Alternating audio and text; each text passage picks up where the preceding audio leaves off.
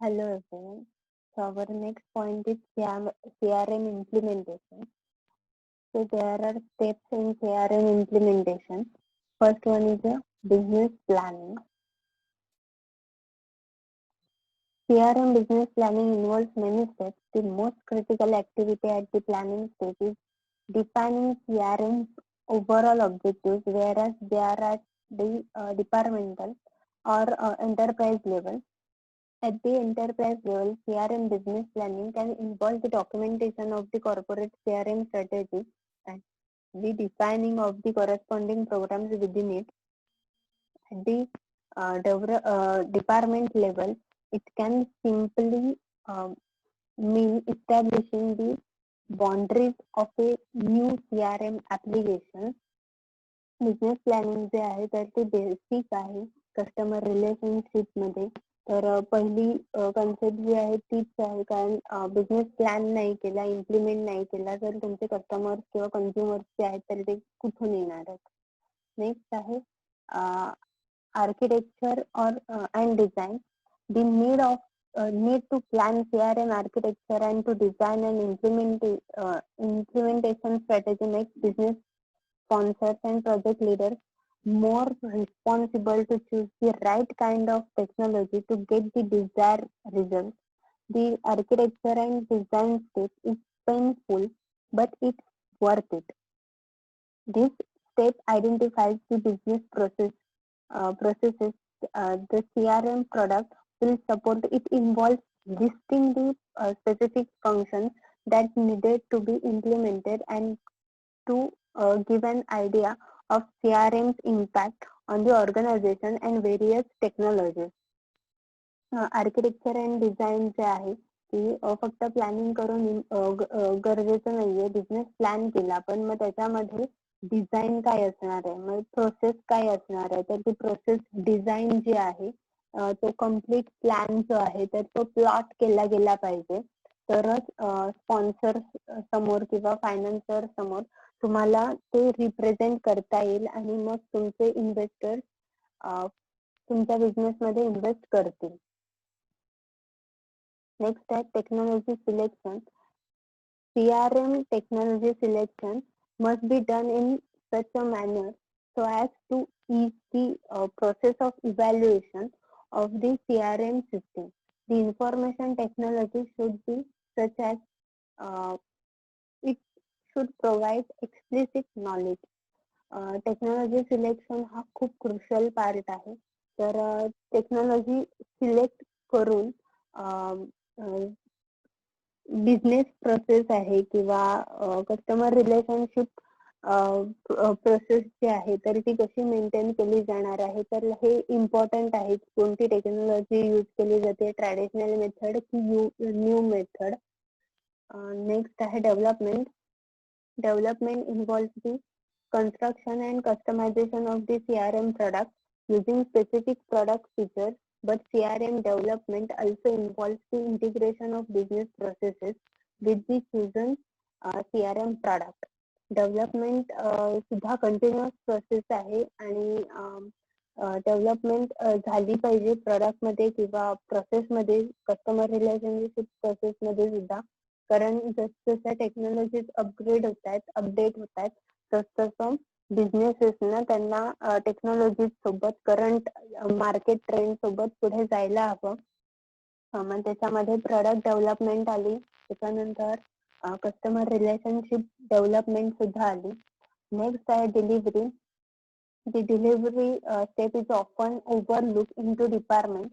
Basically, it means leveraging the corporation's IT infrastructure to dispatch the resulting CRM software to the business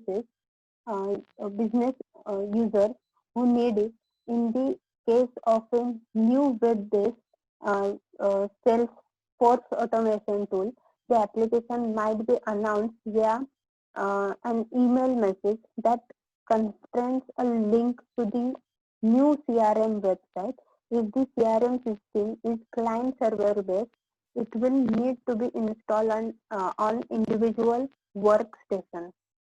delivery system जे आहे तर आता IT based infrastructure जर consider केलं तर त्याच्यामध्ये IT कंपनीज मध्ये त्यांना जर सॉफ्टवेअर तयार करायचं असेल तर त्यांना डेडलाईन्स दिलेले असतात. मग त्या डेडलाईन्स मध्ये त्यांना ते क्लायंटला सबमिट करायचं असतं.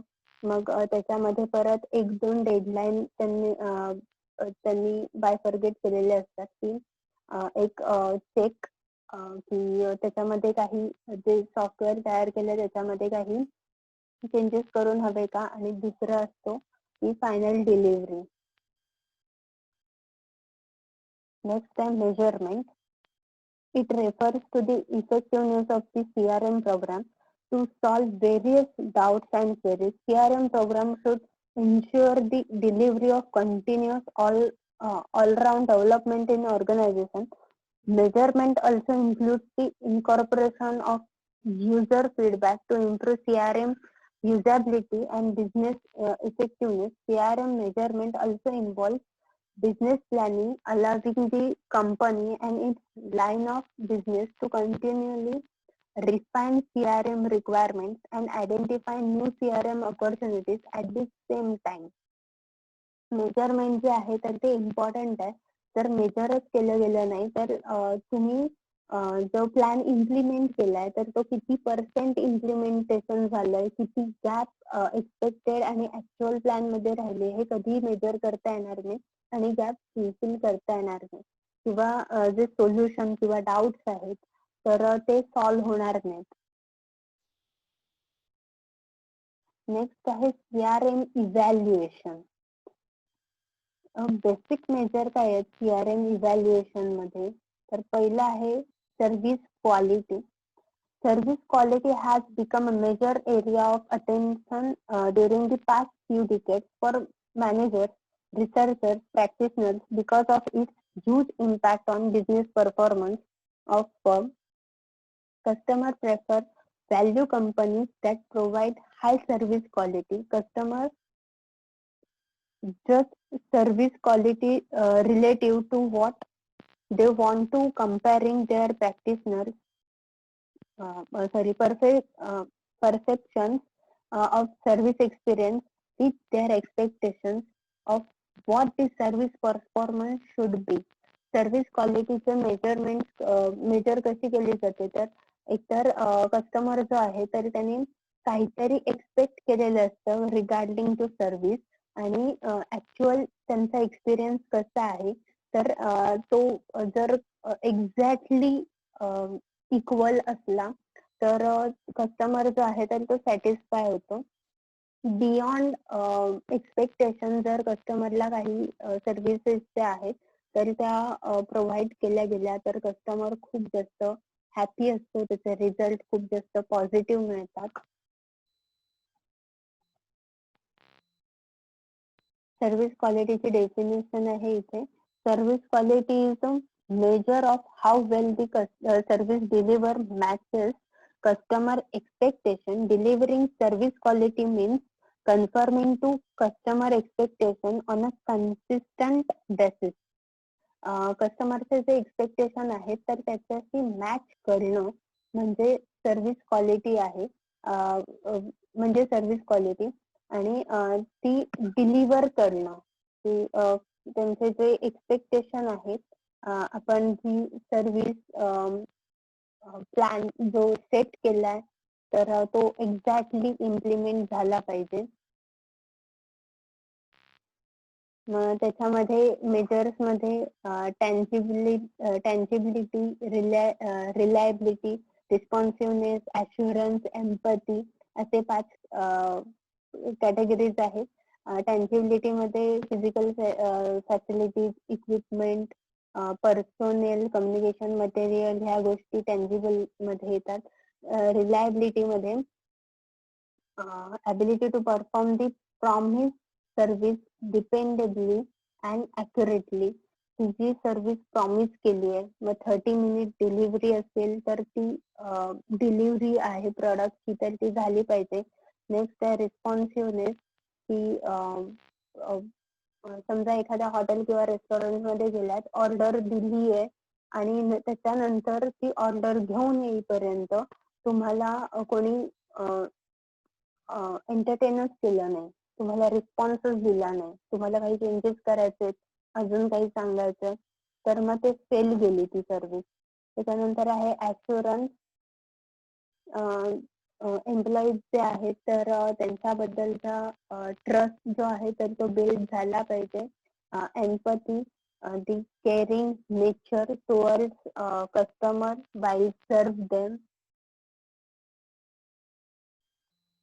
The service gap model. Gap model is conceptual tool to identify and correct service quality problems. The task of the manager is to balance customer expectations and perceptions and close any gaps between the two. This model can help a firm desirous of improving service quality to focus better on its strategies and service processes. It not only helps to find and identify areas in service delivery and lack of quality in design, but also measure and monitor quality in service. Gap model कशासाठी तयार केलंय तर ज्या services आहेत, expectation आहेत कस्टमरचे आणि actual experience आहे, तर त्याच्यामध्ये जी गॅप राहते तर ती आयडेंटिफाय करण्यासाठी सर्व्हिस मॉडेल डिझाईन केले. मग त्याच्यामध्ये टाइप्स आहेत, दोन टाइप्स आहेत, ती कस्टमर गॅप आणि दुसरा आहे ती प्रोव्हायडर गॅप. कस्टमर गॅप मध्ये this is the gap between customer expectation and customer perception. This is in fact the service quality shortfall as seen by customers. Customer develop expectations from receipt of external stimuli from many sources, ranging from source that the company control to social influences.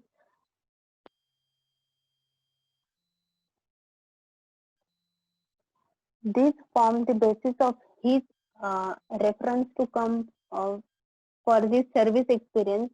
The customer perception indicate the service as actual received for all practical purpose, since what we perceive is what is real to us. Customer gap जे आहे तर कस्टमरचे expectation, त्यांचं perception जे आहे तर ते आणि actual services ज्या आहेत तर त्या मॅच करत नसतील तर सर्व्हिस गॅप तयार होते. ही सगळ्यात बेसिक सर्व्हिस गॅप आहे. मग त्याच्यामध्ये टेक्निकल आणि फंक्शनल दोन क्वालिटी मध्ये त्यांनी कंपोनंट बायफर्गेट केले, दोन कंपोनंट्स मध्ये. पहिले आहे टेक्निकल मध्ये की समजा सर्व्हर डाऊन असेल, तुम्ही अगदी बँक मध्ये जरी गेलात आणि तिथे वर्क जे आहे तर ते कम्प्लिटली स्टॉप झालेलं असतं का तर टेक्निकल इश्यू असतो, सर्व्हर डाऊन झालेला असतो.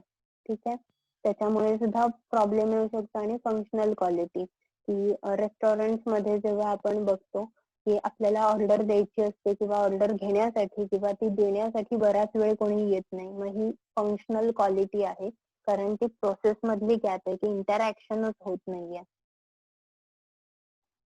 नेक्स्ट म्हणजे दुसरा पॉइंट जो आहे तर तो provider gap. There are 4 provider gap. This sum total are the cause of customer gap. They are the shortfalls within the service firm. To close the customer gap has to be bridged.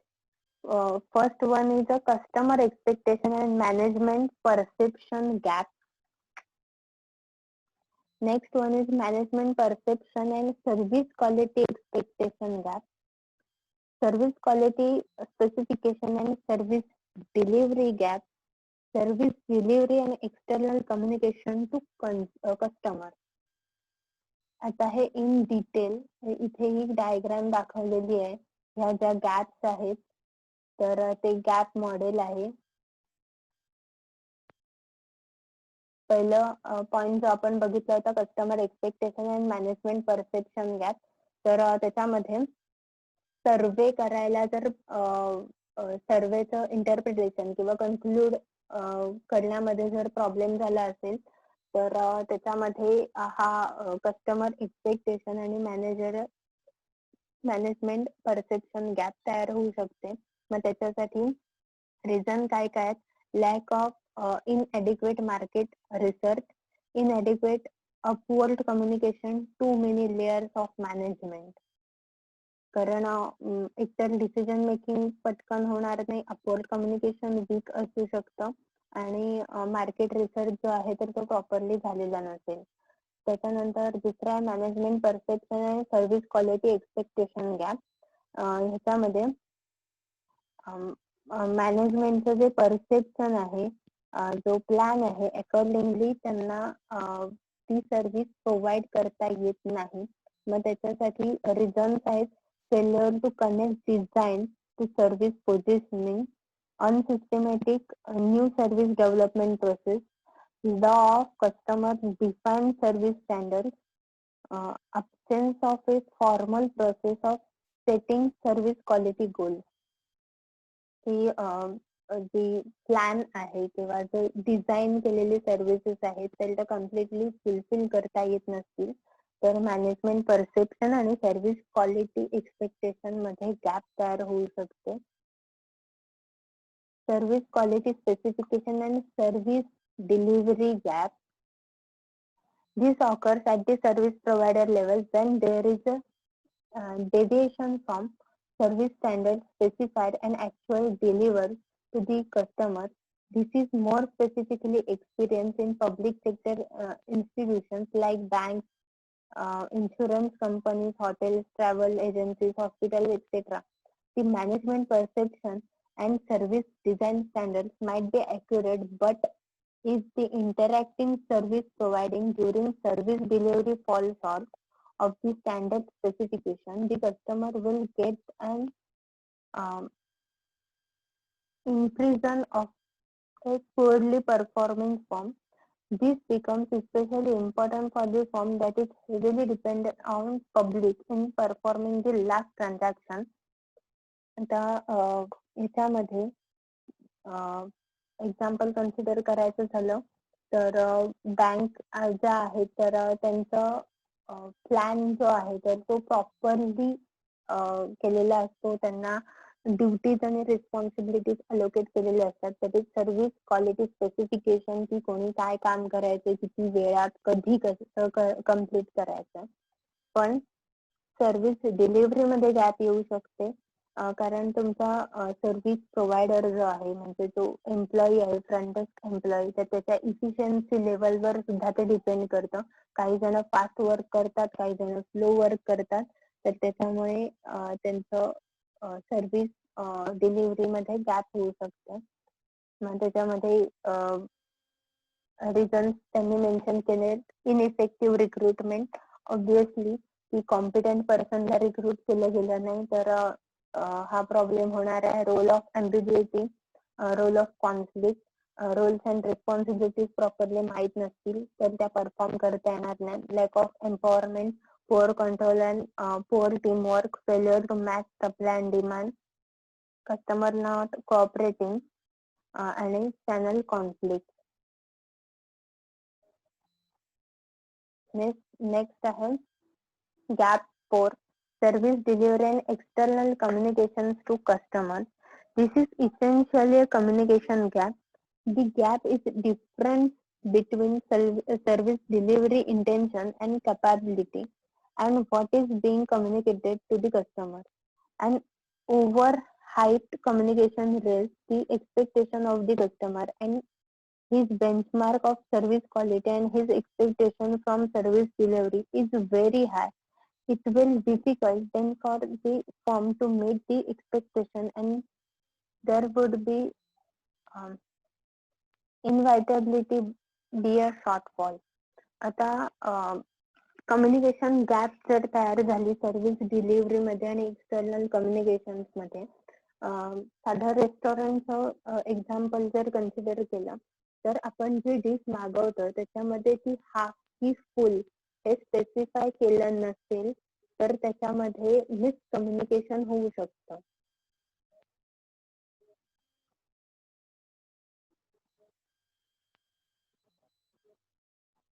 इथे reasons दिलेली आहेत. पुढे आहेत strategies to fill the gap. आता ह्या आपण gaps बघितल्या की सर्व्हिसेस मध्ये गॅप्स कसं तयार होतात. तर त्याच्यासाठी त्या फुलफिल करण्यासाठी bridges bridging the knowledge gap of what the customers want. This would be the first crucial step for a service firm adopting the marketing concept, being with the customer in mind. Otherwise, the service operation and marketing decisions become expensive and have errors. For example, airline management might invest in the finest cuisines and in-flight entertainment, while all the passengers would have want was flight to be on time.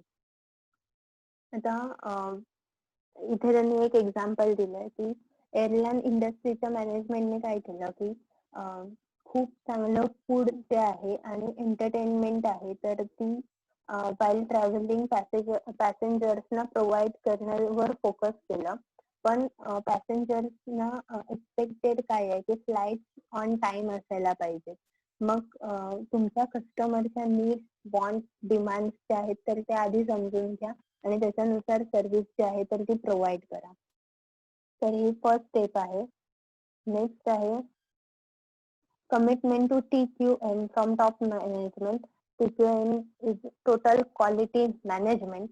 Quality in service delivery will seem to be an issue only with the frontline service personnel as they are interacting with the customers and are in service operations, but they will never be themselves take quality as an issue of importance. This may be mainly because they have other competing goals like sales and targets in their minds which are more urgent and important. Quality takes a back seat as it has a longer time frame of measurement than other parameters. आता total quality management मध्ये कधीही कुठलाही customer आला तर त्याला सेमच service provide केली गेली पाहिजे. सेम पर्सन कडून किंवा number of person different person जे आहेत सेम वर्क करणारे.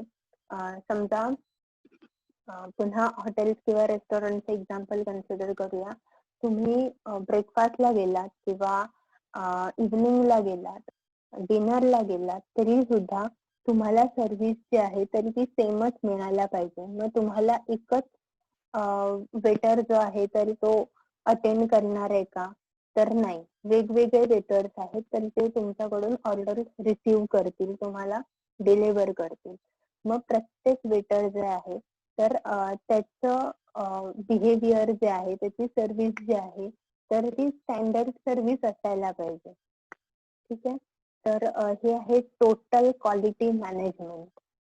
त्याच्यासाठी खूप इफिशियंट ट्रेनिंग जे आहे तर ते इम्पॉर्टंट आहे प्रोव्हाइड करणं एम्प्लॉईजना. Next, bridging the delivery gap. The service provider should not only narrow the gap between standards design and service delivered, but also experience, customer service, and product knowledge. This can be achieved through a team of components and highly motivated service provider with opposite attitude. This can be done through different types of training in information technology, behavioral, and product knowledge.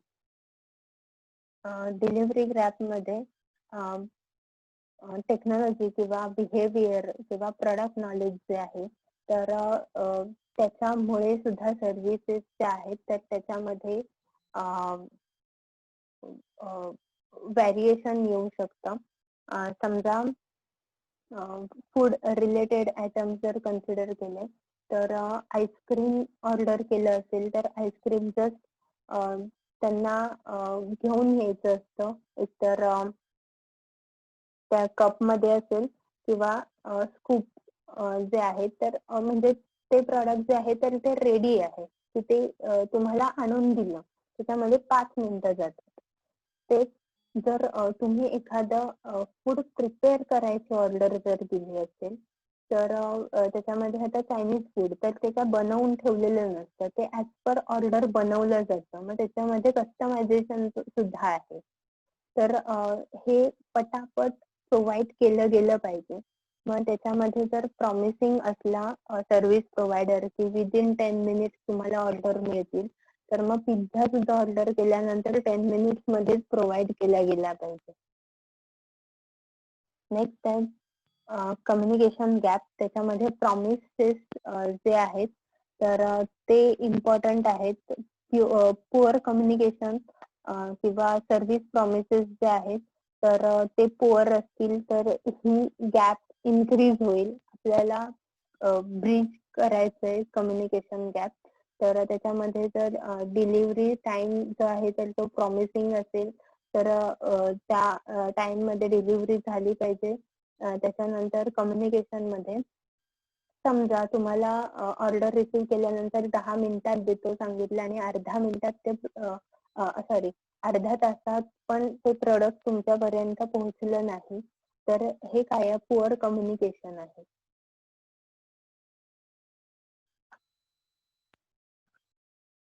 Next, there are different strategies that can fill the gaps are as follows. Communication gap मधले सब point आहेत. Unconditional guarantee. मग त्याच्यामध्ये ज्या conditions असतात guarantee साठीच्या तर त्या न ठेवता कस्टमर रिलेशनशिप मेंटेन करणं किंवा लॉयल्टी मेंटेन करण्यासाठी प्रोव्हायडर जो आहे तर तो कस्टमरला अनकंडिशनली गॅरंटी देतो त्या प्रोडक्टची किंवा सर्व्हिसेसची. नेक्स्ट आहे performance measurement and reward system. Performance employee साइडचा जो आहे तर तो मेजर केला जातो की जो बेस्ट परफॉर्मर आहे किंवा जो स्टँडर्ड सर्व्हिस प्रोव्हाइड करू शकतो तर त्याला प्रेज केलं पाहिजे, त्याला रिवॉर्ड दिला गेला पाहिजे की जेणेकरून बाकीचे एम्प्लॉई जे आहेत तर ते वेल ट्रेनली वेल इफिशियंटली परफॉर्म करतील. Next motivating people. This is also for employees. Then product design मध्ये to attract customers and services to for employees to reach to their customers effectively and efficiently. Make delivery point user friendly. Delivery point जे आहेत तर त्याच्यामध्ये ते hygiene किंवा friendly atmosphere, कर्जियस people किंवा warm hospitality अशा गोष्टी ज्या आहेत तर त्या प्रोव्हाइड करता आल्या पाहिजेत. मग आपण सर्व्हिसेसच्या बघतो तर त्याच्यात ते प्रोव्हाइड करणारे जे फ्रंट डेस्क एम्प्लॉईज आहेत तर त्यांना तसं वेल ट्रेन केलेलं असतं की ते फ्रेंडली बिहेव करतात आणि त्यांचं काइंड नेचर जे आहे तर त्याच्यामुळे कस्टमर्स त्यांच्याकडे त्यांच्या सर्व्हिसेस अवेल करण्यासाठी जात असतात. नेक्स्ट आहे कन्व्हिनियंट सर्व्हिस पॉइंट. की लोकेशन जे आहे तर ते कन्व्हिनियंट असायला पाहिजे. तुम्ही कितीही चांगल्या सर्व्हिसेस प्रोव्हाइड करा पण तुमचं लोकेशन जे आहे तर ते खूप लांब असेल तर कस्टमर तिथपर्यंत यायचे कष्ट दरवेळी घेईलच असे नाही. Next customer satisfaction. Customer satisfaction measures how well the expectation of customers concerning a product or service provided by the company have been met. Customer satisfaction is an abstract concept and involves such factors as the quality of product and the quality of service provided, the atmosphere of the location where the product or service is purchased, and the price of the product or service. Businesses often use customer satisfaction surveys to measure customer satisfaction. These surveys are used to gather information about customer satisfaction. Surveys include satisfaction of customers through quality of product, value of product relative to price or and a function of quality and price. time issues such as product availability, availability of sale assistant, time waiting at checkout and delivery time, atmosphere of store such as cleanliness, organization and enjoyable shopping environment, service personal issues such as politeness, uh, attentiveness and helpfulness, then convenience such as location, parking and hours of operations. Customer satisfaction मध्ये ह्या सगळ्या गोष्टी ज्या आहेत तर त्या खूप जास्त मॅटर करतात की तर प्रोडक्टची क्वालिटी, त्याच्यानंतर value for product and cost, की ज्या कॉस्टला किंवा जेवढे पैसे पे करतोय त्या प्रोडक्टसाठी तर त्याचं सॅटिस्फॅक्शन जे आहे तर ते कस्टमरला मिळालं पाहिजे. त्याच्यानंतर आहे टाइम इश्यूज. मग त्याच्यामध्ये प्रोडक्ट अवेलेबिलिटी, की ऑर्डर केल्यानंतर लगेचच प्रोडक्ट अवेलेबल झालं पाहिजे किंवा त्याचे इन्फॉर्मेशन किंवा सेल असिस्टन्स जो आहे तर तो मिळाला पाहिजे. त्याच्यानंतर पर्सनल सर्व्हिसेस इश्यूज, की सेल्स पर्सनचा पोलाइटनेस आहे तर तो असायला हवा किंवा हेल्पफुल नेचर असायला पाहिजे. कस्टमरने डाऊट किंवा क्वेरीज विचारल्यानंतर सेल्स पर्सनने जर त्यांना प्रॉपरली आन्सर केलं गेलं नाही तर तो कस्टमर जो आहे तर तो काय होणार आहे तर डिससॅटिस्फाय होईल त्या सर्व्हिसेस पासून, सर्व्हिस प्रोव्हायडर पासून. त्यानंतर आहे customer loyalty. Every supplier wants to create and retain a loyal customer who engages in continue profitable businesses. Customer loyalty is the measure of success of the supplier in retaining a long-term relationship with the customer. Thus, customer loyalty is when a supplier receives the ultimate reward of his effort in interacting with its customer. Customer loyalty tends the customer to voluntarily choose the particular product that would satisfy his requirements fully. The loyalty may be product specific or it may be company specific. When a loyalty customer has repetitive requirement of the same product, they are said to be a brand loyal. Customer loyalty आपण आधी पण part बघितलाय की जर customer satisfy झाल्यानंतर त्यांचं repetitive buying behaviour राहतं तर ते कस्टमर लॉयल राहतात. त्याच्यानंतर अजून एक कन्सेप्ट ह्याच्यामध्ये आहे की सेम प्रॉडक्ट साठी रिपिटेटिव्ह बाईंग बिहेवियर असेल तर ते ब्रँड लॉयल कस्टमर असतात.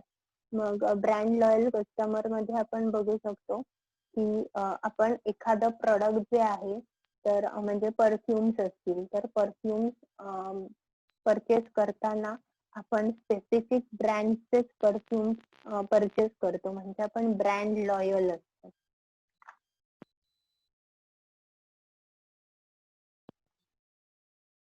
नेक्स्ट आहे company 3E measures: efficiency, effectiveness and employee change. Efficiency मध्ये training and development should be an important element of the overall CRM program. It should be ensured that person making CRM choices be an expert to analyze the effects it will have on employees using it. Training and development आपण part बघितलेलं आहे कारण efficiency level जे आहे तर ती increase करण्यासाठी training एम्प्लॉईजना provide केलं जातं. त्याच्यानंतर आहे data transparency. Departments should have proper coordination and share product data to avoid duplication and mistakes. They should have feasible plan in place to measure the effects of more efficient data capture between departments.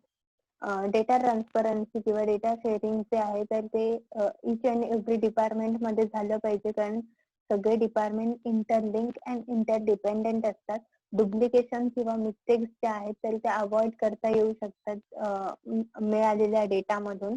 त्याच्यानंतर आहे increasing complexity of the self processes. Using CRM systems that are well researched and plan accordingly should ideally reduce the complexity of the sale process, but it may not be the case. The company may find the layering a technological CRM solution onto a sales process creates new protocols that change the way a sales system operates.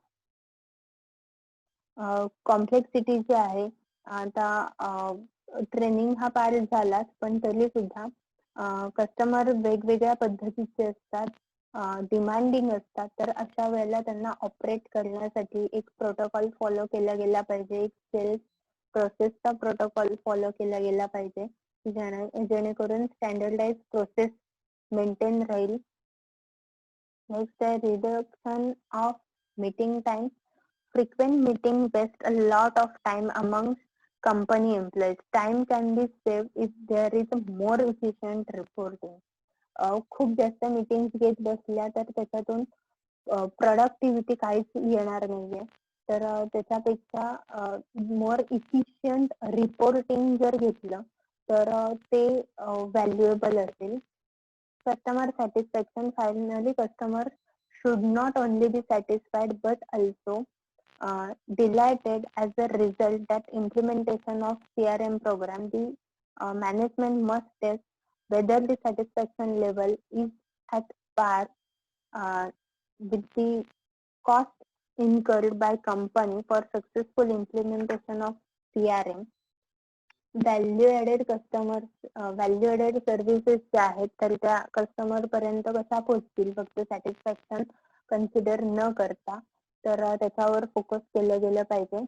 आणि last point जो आहे तर तो आहे, नाही second last point आहे effectiveness. The plan approach.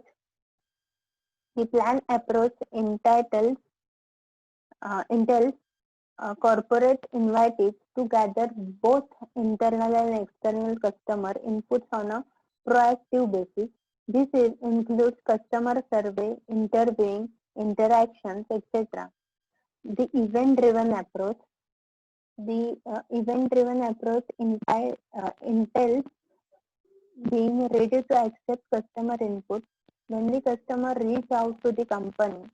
This might include having a customer care and a toll-free number available and easily accessible whenever a customer is in trouble or has complaints or grievances about the product. The plan approach आणि event driven approach मध्ये, plan approach मध्ये surveys आहेत, interviews आहेत, interaction ह्या method केल्या जातात की जेणेकरून सर्व्हिस प्रोव्हिजन साठीचा प्लॉट जो आहे, ग्राफ जो आहे तर तो प्लॅन केला जातो. इव्हेंट ड्रिव्हन अप्रोच मध्ये कंप्लेंट किंवा ग्रॅव्हियन्सेस ज्या आहेत तर त्या कशा हँडल करायच्या तर तो अप्रोच मेंटेन केला जातो. अदर मेजरमेंट्स मध्ये first contact resolution of problem by customer contact personal. Successfully resolution of problem by the customer contact personnel. Reduce customer attrition. Increase the revenue through the CRM programs. Improve customer response rate through customer contact point programs. Improve sales promotion and market research reports. आता हे जेवढे points आहेत तर कस्टमरचे problems जे आहेत तर ते लगेच सॉल्व्ह केले पाहिजेत किंवा सक्सेसफुली सॉल्व्ह केले गेले पाहिजेत. त्यांचं रिटेन्शन रेट मेंटेन राहिला पाहिजे. त्याच्यानंतर सेल्फ प्रमोशन आणि मार्केट रिसर्च रिपोर्ट जे आहेत तर ते इम्प्रूव्ह झाले पाहिजेत. तर अशा गोष्टी आहेत अदर्स मध्ये इफेक्टिव्हनेस साठी. आणि लास्ट पॉइंट आहे employee change. Employees form an integral part of an organization and thus it becomes utmost important to identify the change in their behavior and practice after the implementation of CRM system in the organization. It is a known fact that the system is very efficient and effective, but there may be a resistance to from employees to accept the change. However, the business must help employees to overcome this change by training them, motivating them, and communicating the goals and objectives clearly, and so on. Successfully implementation of CRM uh, result uh, following outcomes: increase employee motivation and satisfaction, better trained and more skillful sales and marketing, customer service personnel, improve responsiveness to customer and prospect request. Employee change जे आहे तर त्याचा हा integral part आहे की त्याच्यामध्ये त्यांच्या practices behaviour जे आहे तर ते आयडेंटिफाय करून त्यांच्या ट्रेनिंग नीड्स आयडेंटिफाय करून त्यांना ट्रेनिंग प्रोव्हाइड केलं गेलं पाहिजे. एम्प्लॉई सॅटिस्फॅक्शन आणि मोटिवेशन सुद्धा तितकंच इम्पॉर्टंट आहे. जर एम्प्लॉई सॅटिस्फाय राहिले तर ते बेटर सर्व्हिसेस ज्या आहेत तर त्या प्रोव्हाइड करू शकतील.